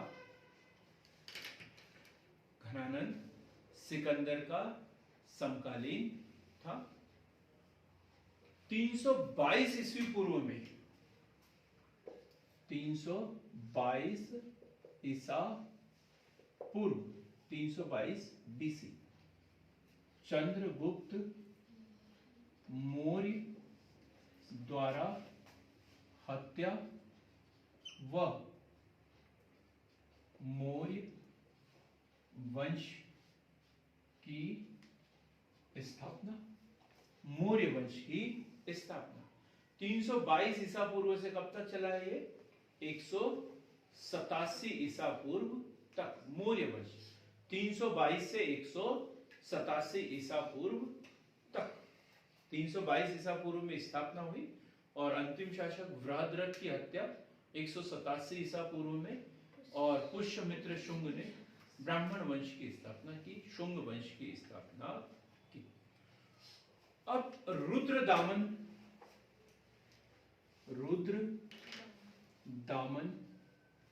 का जूनागढ़ अभिलेख, ये अक्सर पूछा जाता है। जूनागढ़ अभिलेख किसका? रुद्रदामन। कौन था रुद्रदामन? शक शासक रुद्रदामन। ठीक, हम पढ़ेंगे इसको, पढ़ लिया है अपन ने। आप लोगों को तो पता नहीं होगा कब पढ़ा दिया, क्या हो गया, है ना? तो रुद्र रुद्रदामन के जूनागढ़ अभिलेख में क्या उल्लेख मिलता है कि चंद्रगुप्त के राज्य में सौराष्ट्र, मालवा व अवंती शामिल था। चंद्रगुप्त मौर्य के शासन में क्या क्या? सौराष्ट्र, मालवा व अवंती शामिल था। अवंती शामिल था। और ये सब उसने किससे प्राप्त किया था? नंद वंश से। तो सीधी सी बात है कि नंद वंश का भी तो शासन था होगा। बात क्लियर हो गई? नहीं तो हमने क्यों पढ़ा इसको? ये तो आप लोग बोल रहे हैं मध्य प्रदेश के बारे में कुछ पढ़ा ही नहीं, फिर इसको क्यों पढ़ा दिया? क्योंकि चंद्रगुप्त मौर्य ने इनसे प्राप्त किया था। चंद्रगुप्त मौर्य के पास क्या था? मालवा भी था और अवंती भी था। तो मतलब इनके पास में भी ये था, इनके पास में भी था। तो क्या चंद्रगुप्त के राज्य में सौराष्ट्र, मालवा और अवंती शामिल था। कौन था इधर का शासक? इधर अवंती मालवा का शासक पुरुगुप्त। ये क्वेश्चन बनेगा। चंद्रगुप्त मौर्य के समय कौन था? पुरुगुप्त। सम्राट अशोक मत लिख देना, नहीं तो फेल हो जाओगे। वो तो बिंदुसार के समय में था, है ना? कौन? पुरुगुप्त। पुरुगुप्त यहाँ का शासक था। अब तीसरी शताब्दी ईसा पूर्व, तीसरी शताब्दी ईसा पूर्व, तीसरी शताब्दी ईसा पूर्व, बिंदुसार के शासनकाल में अशोक, बिंदुसार के शासनकाल में अशोक 11 वर्ष तक अवंती का प्रांतपाल था। अवंती का प्रांतपाल था। अशोक 11 वर्षों तक अवंती का प्रांतपाल, अवंती का प्रांतपाल था। और अवंती की राजधानी क्या रखी उसने? उज्जैनी। अवंती की राजधानी क्या थी? उज्जैनी। अवंती की राजधानी उज्जैन। महावंश पुराण, ये बात किसी को नहीं पता।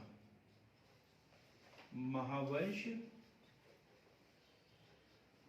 पुराण, महावंश पुराण के अनुसार क्या है? क्या किया था महावंश पुराण के अनुसार? सर एक व्यापारी की लड़की थी, हाँ, कुमार देवी ऐसा। कुमार देवी, है ना? ठीक है, वही बात कर रहे हैं। विदिशा में शक वंश के व्यवसायी की पुत्री, विदिशा में शक वंश के व्यवसायी की पुत्री कुमार देवी से अशोक ने विवाह किया और उसी के कहने पर क्या किया? सांची में एक स्तूप बनवाया। सांची में स्तूप बनवाया, उसी के कहने पे बनाया था उसने।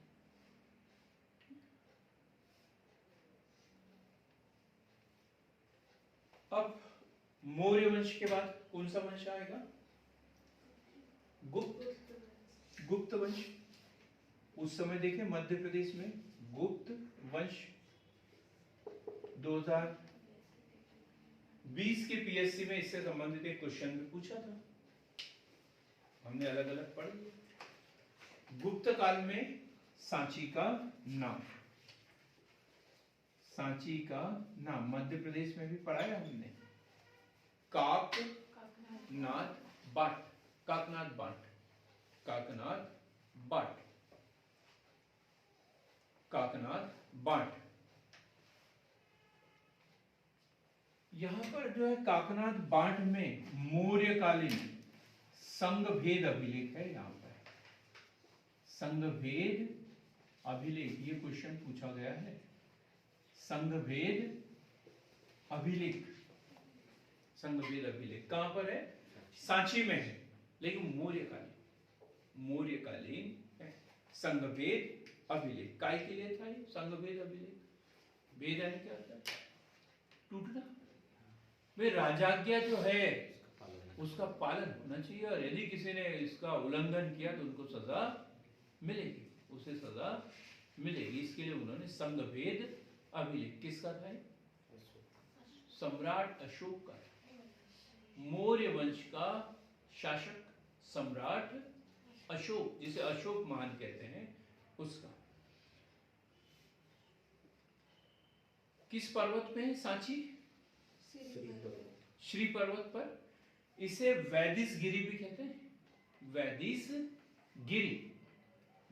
गिरी, श्री पर्वत।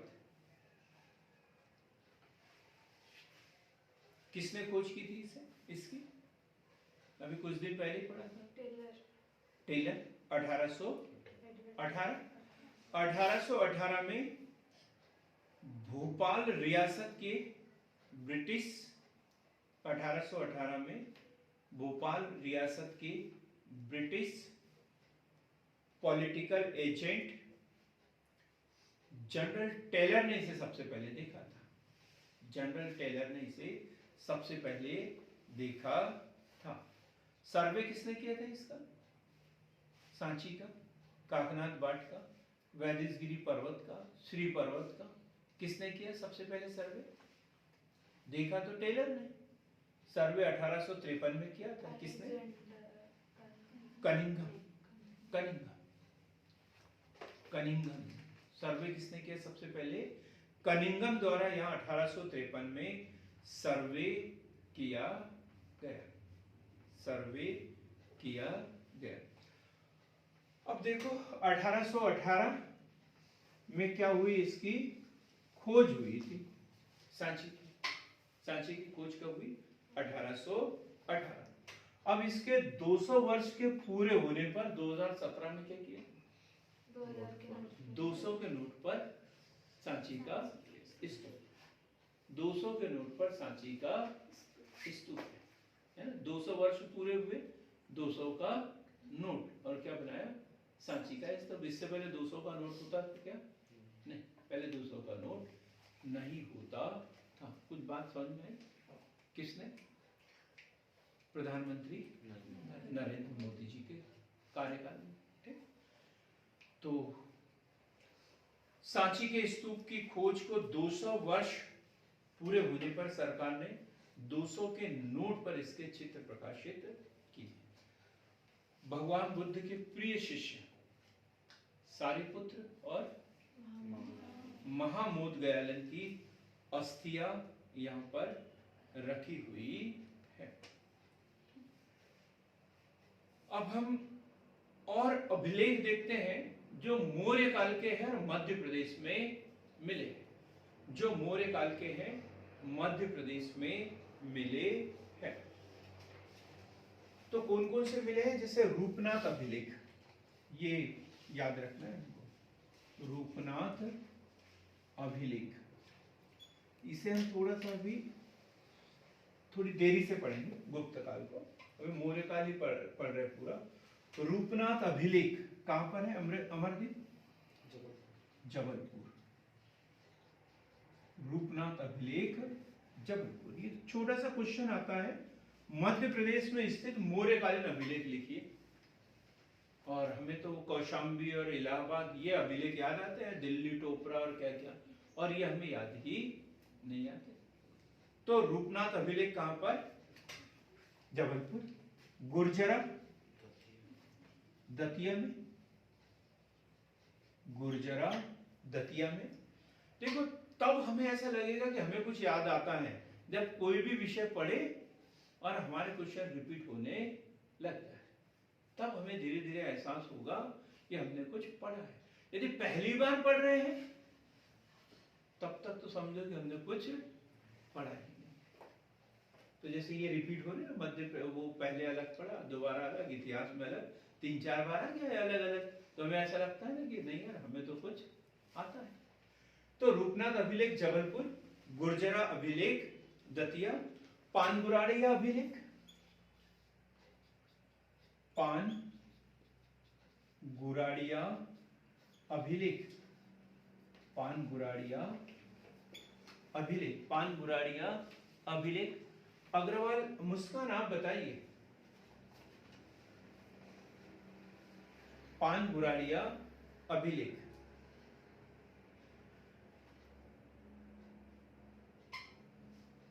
नहीं पता तो कोई बात नहीं, इतना बोल दो कि नहीं पता। पान गुराड़िया अभिलेख कौन?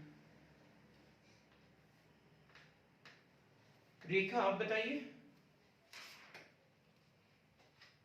पान गुराड़िया अभिलेख कहां पर? सीहोर जिले में। सीहोर कहां पर? सीहोर, बिल्कुल सही बोल, सीहोर में पान गुराड़िया अभिलेख, सीहोर, सीहोर। ठीक। सांची में एक अभिलेख भी है, सांची में एक अभिलेख भी है, लेकिन ना तो मौर्य काल का है ना गुप्त काल का है, सातवाहन वंश का है। सांची में जो अभिलेख है वो किस वंश का है? सातवाहन वंश का है। ठीक। एक संघभेद अभिलेख है, वो मौर्य वंश का है। एक अन्य अभिलेख है जो किस वंश का? सातवाहन वंश का अभिलेख। तुमैन अभिलेख, अब चौथा, तुमैन, तुमैन अभिलेख, ये भी बहुत बार पढ़ लिया हमने। तुमैन अभिलेख, ये कहां पर है? गुना में, लेकिन अब अशोक नगर में आ गया, विभाजन हो गया, तो अशोक नगर में, अशोक नगर में।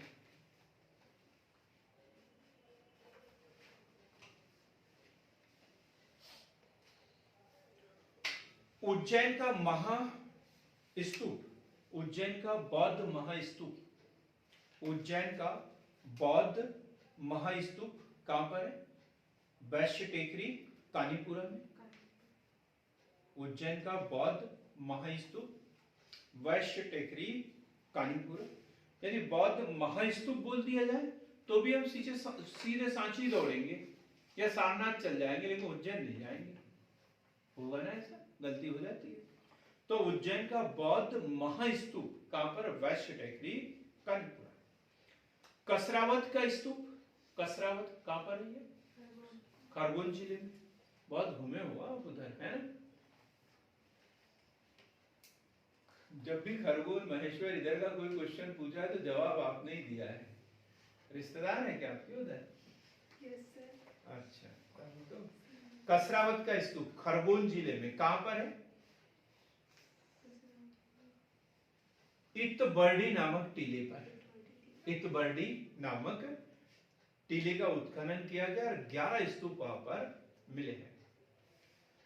देवुर कुठार का स्तूप, देवुर कुठार का स्तूप, देवुर कुठार का स्तूप, ये क्या है? रीवा। कहां पर? रीवा में। देवुर कुठार का स्तूप रीवा में।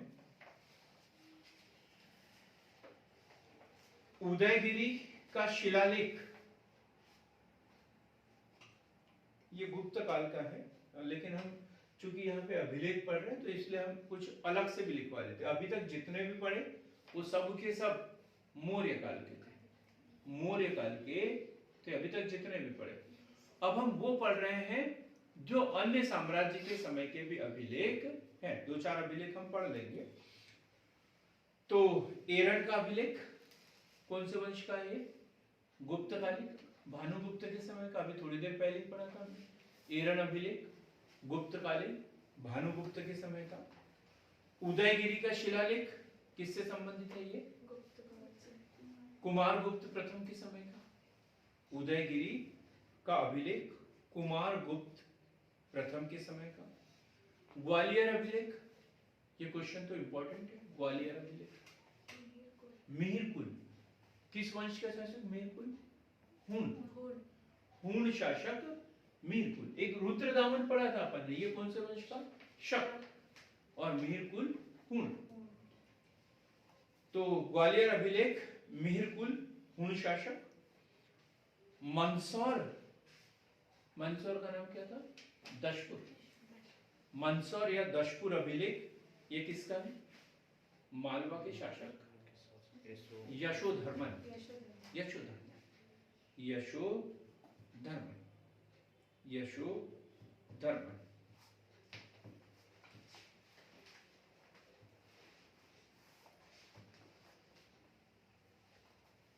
अब एक दो स्थान के नाम पूछ रहा हूं मैं, वो मौर्य काल में प्रचलित है। विराटपुरी किसे कहते थे मौर्य काल में? विराटपुरी। शांतनु जी बताएं। विराटपुरी।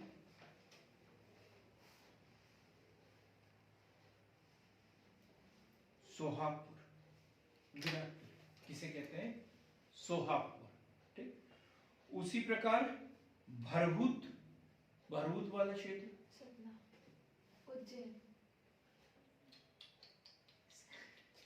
त्योथर, रीवा, त्योथर, रीवा। भरभूत, सतना नहीं, त्योथर, रीवा। उसी प्रकार अंचहरा, अंचहरा, अंचहरा, अंचहरा, सतना। अंचहरा कहां पर? सतना में। अंचहरा, सतना। माहिष्मती तो पता है कहां पर? माहेश्वर, माहेश्वर। ठीक। अब हम शुंग वंश के समय की बात करेंगे। अभी हमने कहा नंद वंश और मौर्य वंश के समय में मध्य प्रदेश का इतिहास पढ़ा। अब हम बात करेंगे शुंग वंश। किसने की थी शुंग वंश की स्थापना? 187 ईसा पूर्व। किसने की थी? पुष्यमित्र शुंग की। अभी तक जो भी शासक थे, या तो जैसे घनानंद, महापद्मनंद के बारे में पढ़ा तो शूद्र शासक मिलता है। उसी प्रकार मौर्य वंश के बारे में पढ़ते तो उनके विषय में भी ऐसे ही मिली जुली प्रतिक्रिया हमें देखने को मिलती है। लेकिन ब्राह्मण वंश की स्थापना, सबसे पहले ब्राह्मण साम्राज्य की स्थापना किसने की? पुष्यमित्र शुंग। 187 ईसा पूर्व, 187 ईसा पूर्व हम बात कर रहे हैं शुंग वंश। और ऐसा बोला जाता है कि ये धार्मिक क्रांति की एक तरीके से प्रतिक्रिया स्वरूप, प्रतिक्रिया स्वरूप। सम्राट अशोक बौद्ध धर्म, बहुत अधिक प्रचार प्रसार किया। ये बोला जाता है कि पूरे भारत में उसने 84,000 से अधिक स्तूप बनवाए थे।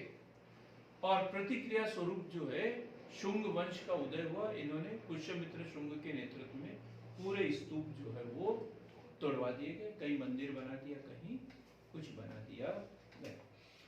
तो शुंग मूलतः कहां के रहने वाले थे? शुंग मूलतः उज्जैन के रहने वाले थे। उज्जैन के रहने वाले थे। उज्जैन के रहने वाले थे। कालिदास की एक रचना है मालविकाग्नि मित्रम।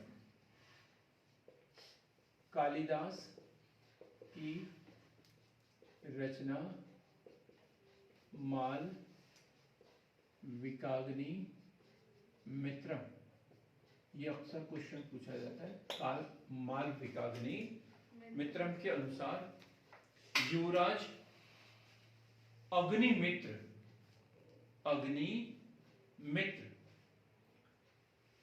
कहां का शासक था? विदिशा का, है ना? विदिशा का शासक था। तो युवराज अग्निमित्र पुष्यमित्र शुंग के प्रतिनिधि के रूप में विदिशा में शासन करता था। विदिशा में शासन करता था। तो अग्निमित्र विदिशा में शासन करता था। विदिशा में शासन करता था। आठवें शासक, आठवें शासक, क्या नाम था इसका? भागभद्र। 8वें शासक भागभद्र। भागभद्र के शासन काल में कौन आया था? हेलियोडोरस। हेलियोडोरस किसका राजदूत था ये? एंटियोकिड्स। ग्रीक राजा एंटियोकिड्स का राजदूत हेलियोडोरस। ग्रीक शासक एंटियोकिड्स का राजदूत हेलियोडोरस। हेलियोडोरस कहाँ आया? विदिशा आया, और वहां पर उसने भागवत धर्म और विष्णु को समर्पित एक क्या बनाया? गरुड़ स्तंभ बनाया। गरुड़ स्तंभ क्या बोलते हैं इसे हम? खाम बाबा कहते हैं। किस धर्म से संबंधित है ये? भागवत धर्म से संबंधित है।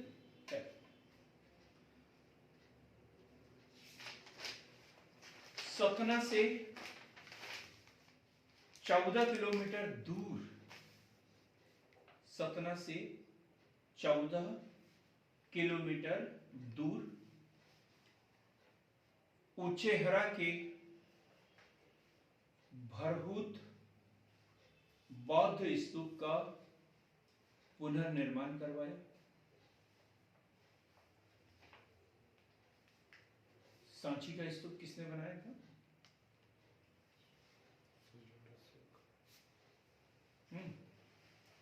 किसने बनाया था प्रभु सांची का स्तूप? अशोक ने बनाया था। अशोक यार छोटा बच्चा नहीं है, सम्राट अशोक, मौर्य शासक सम्राट अशोक द्वारा बनवाया गया था। काय से बना था वो? मिट्टी से, है? फिर गुप्त काल में उसके ऊपर प्रस्तर, फिर सातवाहन में और कुछ किया गया, और अंतिम रूप कब दिया गया उसे? शुंग काल में, है? तो सांची के स्तूप में 4 दीवारी और प्रवेश द्वार जो हमें अभी देखने को मिलता है, 4 दीवारी, परकोटा और प्रवेश द्वार जो है किसके समय में हुआ? शुंग काल में हुआ है। 4 दीवारी और प्रवेश द्वार शुंग काल में हुआ है। शुंग वंश के बाद में कौन सा वंश? सातवां। शुंग वंश के बाद में सातवां। शुंग वंश के बाद में सातवां। सातवाहन। सातवाहन वंश। सातवाहन वंश किसने की थी स्थापना? शुंग वंश के बाद में वैसे कण्व वंश आया था, है? कण्व वंश। लेकिन कण्व वंश का कोई लंबा इतिहास रहा नहीं। मध्य प्रदेश में कोई विशेष उपलब्धि उनकी नहीं रही। और कण्व वंश के बाद में सातवाहन। किसने की थी सातवाहन वंश की स्थापना? सिमुक। किसके द्वारा की गई थी? सिमुक। तो सातवाहन वंश के शासक सिमुक ने विदिशा के शासक कण्व को पराजित कर अपना साम्राज्य स्थापित किया। लेकिन इनका मुख्य ध्यान कहाँ था? सातवाहन क्या बोलते हैं? आंध्र भोज, आंध्र वृत्ति इन्हें कहते हैं, आंध्र वृत्ति कहते हैं। तो मतलब ये किधर रहते थे? दक्षिण की ओर इनका ज्यादा ध्यान था, उत्तर की ओर इनका ज्यादा ध्यान नहीं। क्या लिखा आपने? पराजित कर अपना आधिपत्य स्थापित किया, लेकिन उत्तर के बजाय दक्षिण केंद्र से ही ये शासन करते रहे। शासन करते रहे।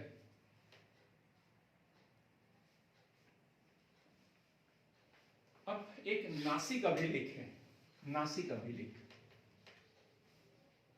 नासिक अभिलेख। कविता मैडम बताइए किससे संबंधित है नासिक अभिलेख?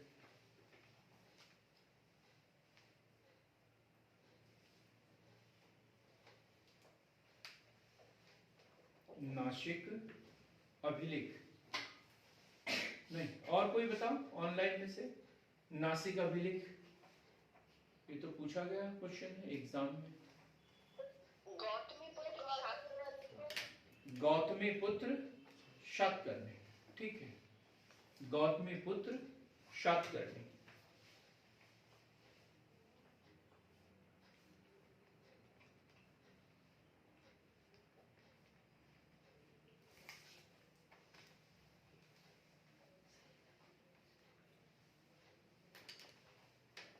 गौतमीपुत्र शातकर्णी कौन था? गौतमीपुत्र शातकर्णी सातवाहन वंश के शासक गौतमीपुत्र शातकर्णी का ये अभिलेख है। और इसमें जानकारी मिलती है कि पश्चिमी मालवा कौन सा होगा? अवंती है। पश्चिमी मालवा, अवंती तथा अनूप मतलब निवाड़ क्षेत्र, नर्मदा घाटी भी जिसे बोल सकते हैं, ठीक है, खंडवा खरगोन वाला नर्मदा घाटी तक अधिकार किया और सिक्कों पर एक नाम उल्लेखित किया। क्या नाम मिलता है? सिरिसा। सिरिसा, सिक्कों पर सिरिसात, सिरिसात का मतलब होता है शातकर्णी, उत्कीर्ण कराया। इस नाम के सिक्के मिलते हैं सिरिसात के। और तब हम अनुमान लगाते हैं कि ये किस वंश के हैं? शातकर्णी वंश के हैं, सातवाहन वंश के हैं। सातवाहन कहीं नहीं मिलता, क्या मिलता है? सिरिसात। और हम अनुमान लगा लेते हैं कि ये शातकर्णी प्रथम के सिक्के थे, ठीक। फिर है नहपान का नाम मिलता है एक, नहपान कौन था? नहपान छहरात, नहपान नहीं, शक, हाँ भाई छहरात, शक वंश की एक शाखा थी छहरात, ठीक। तो राजा गौतमी पुत्र शातकर्णी ने शक, राजा गौतमी पुत्र शातकर्णी ने शक राजा नहपान को हराकर सिक्के जारी किए। ये भी मिले हैं। नहपान भाई किधर है? ये उज्जैन के आसपास शासन करते थे।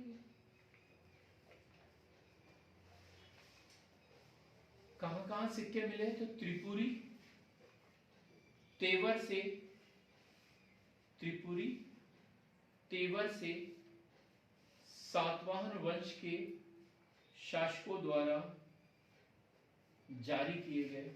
देखो सब हम पूरे काल की बात करें ना, मौर्य काल में सोने चांदी के सिक्के, सबके समय सोने चांदी के सिक्के मिलेंगे, ठीक। सातवाहन वंश ने एक विशेष प्रकार के सिक्के चलाए थे, शीशे के, शीशे के सिक्के, है ना। ये क्वेश्चन बनता है कि शीशे के सिक्के किस वंश के शासक ने चलाए? तो सातवाहन। तो ये शीशे के सिक्के हमें कहां मिले हैं? त्रिपुरी तेवर में सातवाहन वंश के शासकों द्वारा जारी शीशे के सिक्के प्राप्त हुए हैं। शीशे के सिक्के प्राप्त हुए हैं। तो सातवाहन वंश सिमुक ने विदिशा पर अधिकार कर लिया, ठीक। लेकिन उनका ध्यान कहां पर था? दक्षिण की ओर था। फिर गौतमीपुत्र शातकर्णी का उल्लेख, उसका जो अभिलेख मिलता है, तो उससे ये पता चलता है कि उन्होंने पश्चिमी मालवा, अवंती और अनूप पर भी अधिकार कर लिया था और सिरिसात नामक सिक्के जारी किए थे। सिरिसात, ठीक। फिर हमने क्या पढ़ा कि नहपान को पराजित किया, किसके द्वारा? राजा गौतमीपुत्र शातकर्णी ने नहपान, शक शासक नहपान को पराजित किया और कौन से सिक्के? शीशे के सिक्के जारी किए। जो कहां मिलते हैं? त्रिपुरी तेवर में शीशे के सिक्के मिलते हैं। इसके बाद हम देखेंगे हिंद यवन, हिंद यवन, इनका कहीं उल्लेख है क्या मध्य प्रदेश में? एक एक लाइन पढ़ना है ना। हिंद यवन, बालाघाट में ये टेस्ट होता था ना कोई सीरीज का, तो उसमें बार बार एक क्वेश्चन पूछा जाता था। मध्य प्रदेश में हिंद यूनानी शासकों में प्रसिद्ध मिनांडर के सिक्के, मिनांडर, बड़ा प्रसिद्ध नाम है मिनांडर। मिलिंद पन्नू है, तो बौद्ध भिक्षु मिलिंद और हिंद यवन शासक मिनांडर का क्या है वार्तालाप। वार्तालाप इसमें मिलता है, उनके प्रश्न और एक के उत्तर मिलिंद पन्नू में। तो ये वही मिनांडर की बात कर रहे हैं। तो मिनांडर के सिक्के बालाघाट तथा उसी के समय में रोमन शासकों के सिक्के मंदसौर के, कहां से अभी पढ़ा था अपन ने, एक ऐतिहासिक स्थल आवरा, मंदसौर के आवरा से प्राप्त हुए। दोनों तीनों चीज पता होना चाहिए। अब रोमन शासकों का वो सिक्के मिल रहे हैं, तो इसका मतलब क्या है प्रियंका? रोमन शासकों के सिक्के मिल रहे हैं यहाँ पर, तो क्या अर्थ है इसका? कि रोमन का भी, रोम के शासकों का अधिकार था यहाँ पर? सर नहीं, वो व्यापारिक संबंध थे, है ना। रोम से हमारे व्यापारिक संबंध थे, तभी तो सिक्के मिले हैं, ये बताता है ये। तो क्या हिंद यवन शासकों के मिनांडर के सिक्के बालाघाट से मिले हैं, और उसी समय के रोमन साम्राज्य के सिक्के जो है मंदसौर के आवरा से प्राप्त हुए हैं। इसी प्रकार अंतिम वंश हम पढ़ेंगे शक वंश। शक किसने किया था शकों को पराजित? शकारी। शकारी कौन? चंद्रगुप्त विक्रमादित्य या चंद्रगुप्त द्वितीय। शक, शकों को पराजित किया और व्याघ्र शैली के सिक्के उसने जारी किए थे, जिसे शकारी, इस कारण उसे शकारी कहा गया। शक या क्या बोलते हैं इसे, महाक्षत्रप। महाक्षत्रप, शक को क्या बोलते हैं? महाक्षत्रप। एक शासन प्रणाली है ये महाक्षत्रप, मतलब शक्तियों का विभाजन, विकेंद्रीकरण होता है। सबसे ऊपर कौन है? महाक्षत्रप, जो मुख्य शासक है महाक्षत्रप। तो शकों की संयुक्त शासन प्रणाली, संयुक्त शासन प्रणाली, और वरिष्ठ शासक क्या कहलाता है? महाक्षत्रप, और उसके नीचे कनिष्ठ जो शासक है उसे क्या कहेंगे? क्षत्रप। एक हिंदी का क्वेश्चन है, हेमलता, वरिष्ठ का विलोम शब्द क्या है?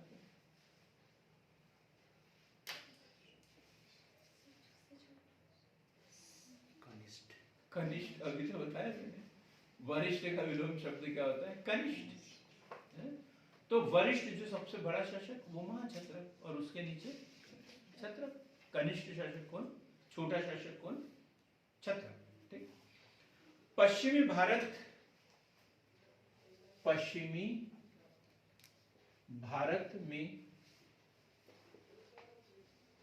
क्षत्रपों की दो शाखाएं थी। दो शाखाएं पश्चिम भारत में क्षत्रपों की दो शाखाएं। एक कौन सा? छहरात वंश, और दूसरा कौन सा? कामर्दक वंश। छहरात और कामर्दक वंश, छहरात व कामर्दक वंश। सबसे पहले हम लेते हैं छहरात वंश।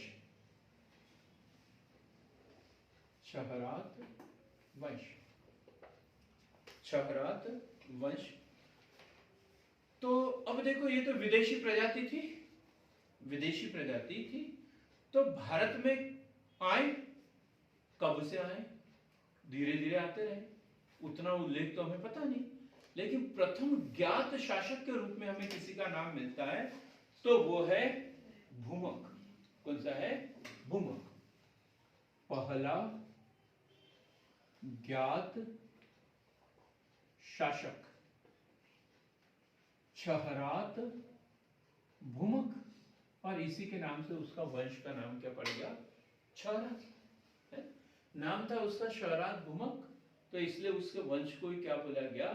छहरात वंश बोला गया। अब सबसे शक्तिशाली शासक, सबसे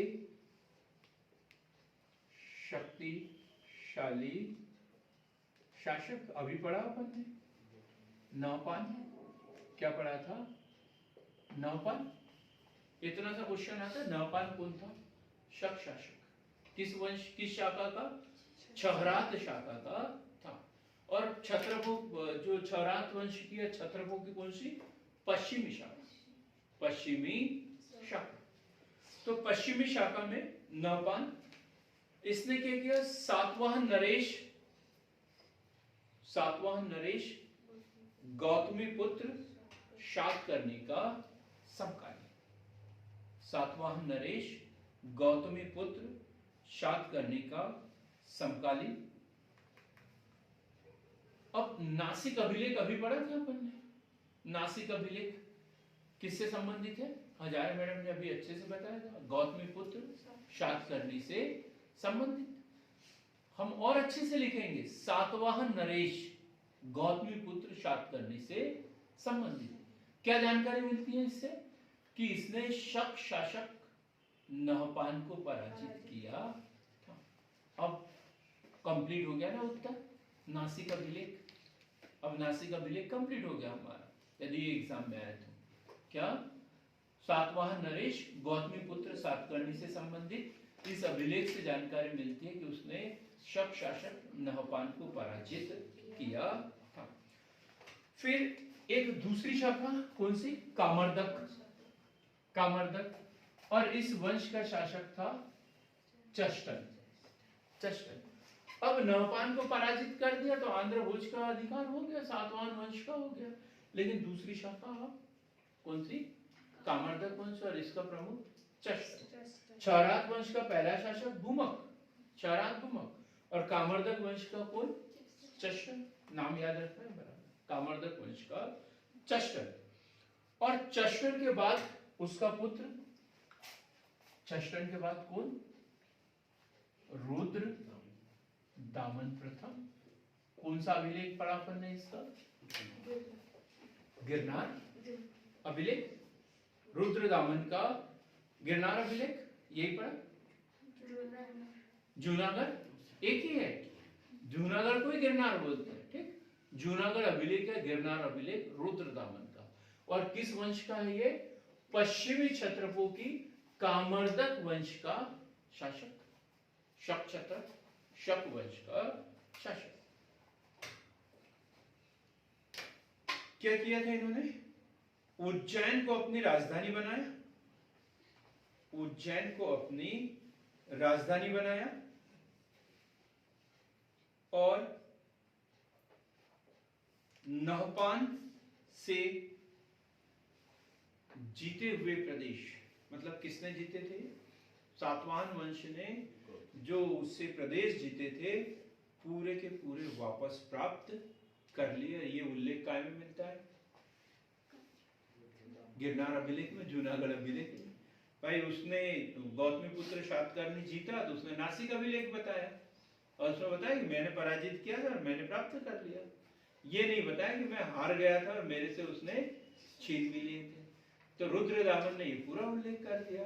उसने जूनागढ़ अभिलेख लिखा और बोला कि देखो, मैंने मेरे पूर्वजों से जो जीता था इसने, वो पूरा का पूरा मैंने वापस प्राप्त कर। प्रफुल्ल को प्राप्त करना है, पूर्वजों ने जो किया है उससे आगे बढ़ना चाहिए हमें। देखो कितना बड़ा टारगेट दिया है फिर मैंने, है ना। तो जूनागढ़ अभिलेख 150 ईसा पूर्व का है, 150 ईस्वी का, ईसा पूर्व का नहीं, 150 ईस्वी का, 150 ईस्वी का। विश्वसेन इस वंश का अंतिम क्षत्रप था। विश्वसेन इस कामर्दक वंश का, चष्टन वंश का अंतिम क्षत्रप था।